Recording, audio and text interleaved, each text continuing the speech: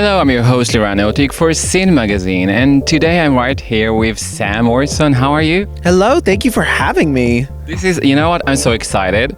But first of all, welcome to the UK, to London, should I say? Thank you so much. I love it here. It's been fun. I'm learning a lot about the culture. I'm saying everything wrong. People keep saying cities that are getting like more and more ridiculous sounding, and it just feels like people are making them up.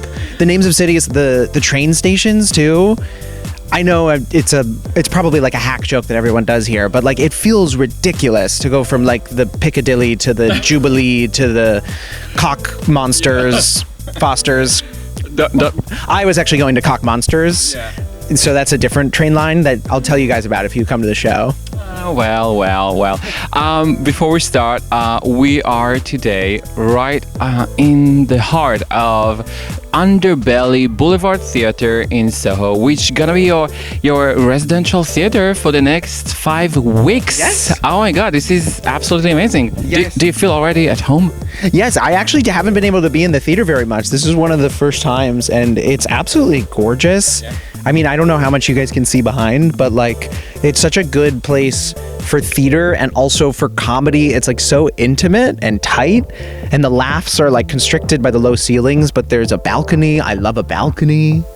I love like the drama. I know it's so unnecessary to have a balcony in a space like this, but then I get to like, I feel like if I bomb, I can just look up to the other audience and be like, exactly. These bitches are being crazy, right? Exactly. You know what? And I'm super excited for you. And we just grabbed you after another rehearsal when you had a run through about your whole show, which the title, Sugar Daddy. A bit cheeky, as the British. Cheeky. I don't know whether I want to give away what it means, but it's a little bit of a. It's a little bit of a double entendre. I don't know why I said it like that. Well, it is a very exclusive moment for us. Exclusive. Yeah, we can't give the exclusive out yet. But this is for us, the followers and readers of Sin Magazine. But yeah, we're getting there. But you know what? It's if we talk about let's talk about your. I don't know why I'm being so secretive. It's like a pun with diabetes and being into dads. It's really not enough to tease. Well, you said it. I don't know why. It's a very cool thing that you won't understand. It's like a fine joke. Billy Porter and Alan Cumming co-producing the show. How was that to work with them? I mean, what can you share with us? I mean, a dream. It's unbelievable. Like I didn't. Right? I mean, I would have never imagined that would happen. I mean, I've been a fan of both of them for like my entire life. Since I saw Alan Cumming in Spy Kids. And so they're just like such icons, and like that word gets thrown around, but they are like queer icons who have done so much for like queer people, queer culture for so long, and like what they just like mean so much to me, and also I think our community, that is just like mind-boggling that they even saw the show. And you know what, they're both are like they're householding names that you're kind of crossing the bridge between the Americans, the United States culture towards the British, our place. And what would you expect to receive from the Brits?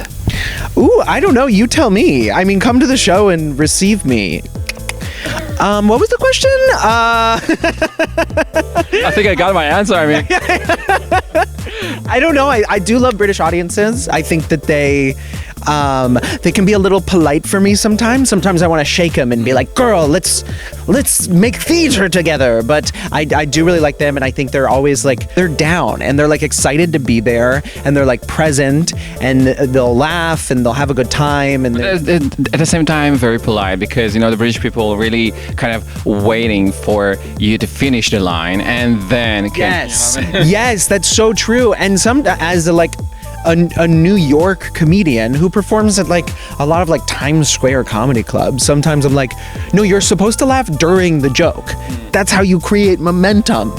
Interrupt me, like yell at me, heckle me. And they're just sitting there patiently waiting for the joke to end. And I'm like, well, someone yell at me.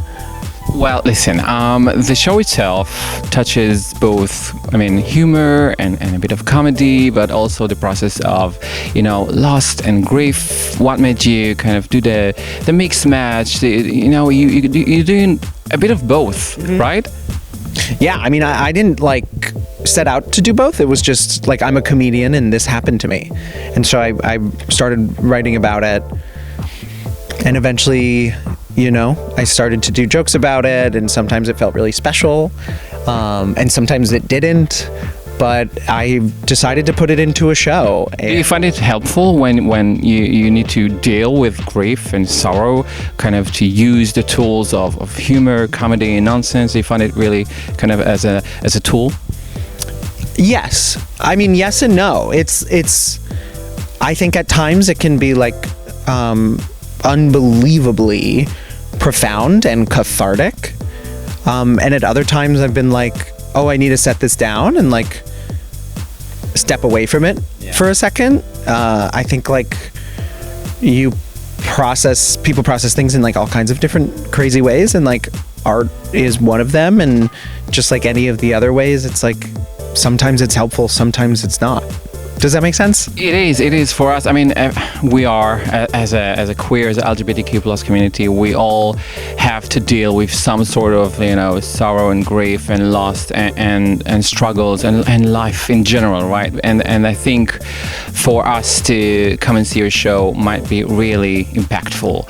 So first of all, thank you so much for clearing your time and coming to chat, and I hope that with my help, of course, you got a chance to see your next house for the five, for your five. I know. Thank you. Somehow this girl got the keys to the theater. So honestly, thank you so much, and thank you for supporting the show and coming to talk. This was so fun, and your hot husband has been taking gorgeous photos of us behind the camera. Thank you to you as well.